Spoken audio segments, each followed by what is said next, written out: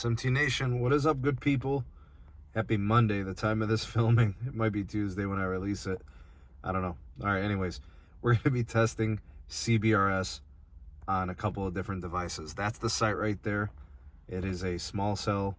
All right, that is band 48. There are other carriers on it too. I think it's also got some other band. I think it has band 2 and 66. And it's got the 850, band 5 DSS. So it reads as 5G for Verizon. All right, so we're going to be testing the Google Pixel 6 Pro and the iPhone 12. Verizon SIMs in both. 5G setting on for both.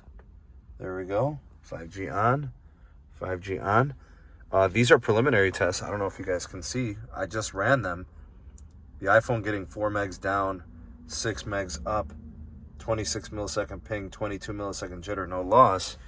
And then the Pixel pulled up quick, ping 28 millisecond, jitter 13 millisecond, 180 down and 51 up. So they clearly are doing some different things here. And I'm not really sure why, but we'll try to get to it in this video. We'll see. All right, so we do have the 5G setting on. We'll test it first with the 5G on, and then we'll test it with the LTE on. And we'll see what changes with the configuration. So we'll go first with the Pixel. And it's looking pretty good. 26 millisecond ping, 11 millisecond jitter. We got 303 on the down. And looks like about 36, 37 megabits per second on the uplink. So that's pretty good stuff. CBRS is a great mid-band. Even though it's not high power, it is still very capacitive. Let's go ahead and test it on the iPhone, 5G on setting. I'm leaning real hard here. And we'll see. Now, I just did a test on the millimeter wave. And it may have shocked some of you. But the iPhone was killing the Pixel 6 Pro. That's millimeter wave, though. It looks to me like this could mean something here. All right. So here's your Verizon test on the iPhone 12. 28 millisecond ping, 4.3 millisecond jitter, 190 down, and 10 up. All right, so clearly a difference there in the bandwidth. It's like, what do we got? Almost like a 40% improvement in the downlink, right? And looks like almost 4 times the capacity on the Pixel. Wow, such a huge difference. All right, let's go ahead and switch their modes. Let's go ahead and put them into LTE. I'll go ahead and do that now for you guys, and then we'll test it on that setting. All right, so the way that you do this with the Pixel is you go into the internet settings, and you could go down here to where it says Verizon connected. You can click on this, and you can actually change the settings. Click on the settings, connect to 5G, or you can actually go here. So what you do is you go to network, you go to internet where it has Verizon, and you can actually toggle the settings. All right, so you can go down here and you could choose if you want 5G, LTE, or 3G. We're gonna toggle over to LTE now. All right, we're gonna do that. And we'll go ahead and run that test in LTE. Meanwhile, I'm gonna go ahead and go in here and I'm gonna do the LTE settings there as well. I'll keep this on a test for you and you'll see way more throughput. Much faster speeds.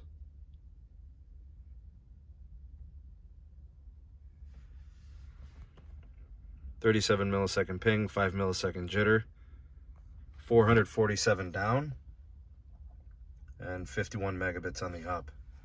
All right, I just moved the iPhone into LTE, so that's taken care of. We got LTE in the corner, and we'll go ahead and run that speed test.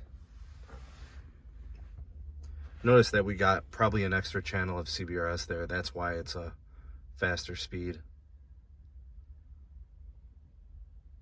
The iPhone looks to be doing about the same. So it looks like the 5G configuration seems to work a little bit better possibly with the Pixel, but the LTE looks pretty much the same. So anytime you're around CBRS and band 48 with Verizon, you probably want to turn your 5G off. You can get some extra throughput by just doing LTE carriers.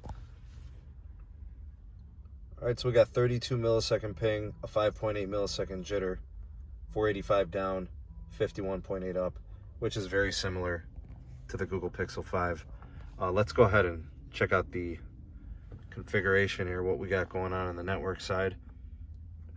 See how it wants to default to N5. All right, that's interesting. I'm going to go ahead and speed test it and jump back and see if anything changes there. So we'll run it, we'll put some stress on the connection, and then I'll slide back over, see if that, well, that's running.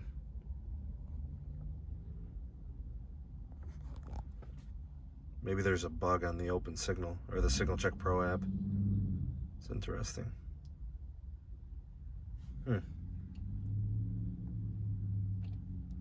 And I also think there's going to be some updates for this phone. Oh wow, 545 by 50. Wow, 31 ping, 5 millisecond jitter.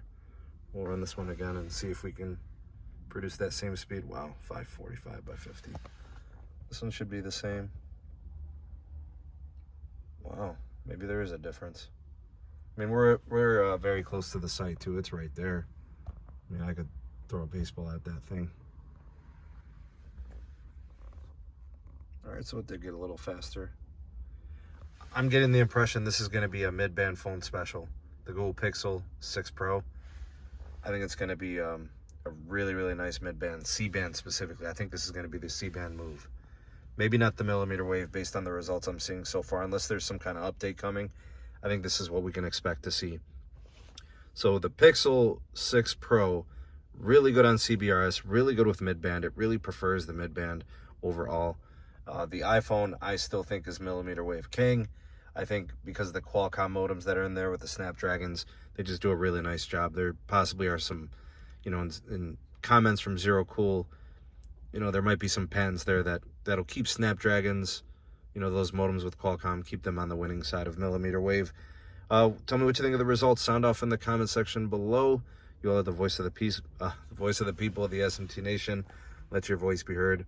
And check out some of the links in the description box, the Twitter handle, the Patreon page. Subscribe for more content. Share this. People can see what's going on with the Pixel 6 Pro and how it compares to the iPhone. Thanks in advance. Appreciate it, guys. We'll see you on the next video. Thank you for taking this opportunity to watch the SMT YouTube channel. If you appreciated this video, give it a like and a share to all your favorite social media platforms. Thank you in advance for that. Also, check out some of the links in the description box. We have the SMT Patreon page. We also have the Twitter handle @SneedTech. And do check out the audio-only podcast available on all the major podcast platforms. And if you are new, have not subscribed, go ahead and hit that subscribe button and activate the bell notification icon so you never miss an upload from the SMT. We'll catch you on the next video. Peace.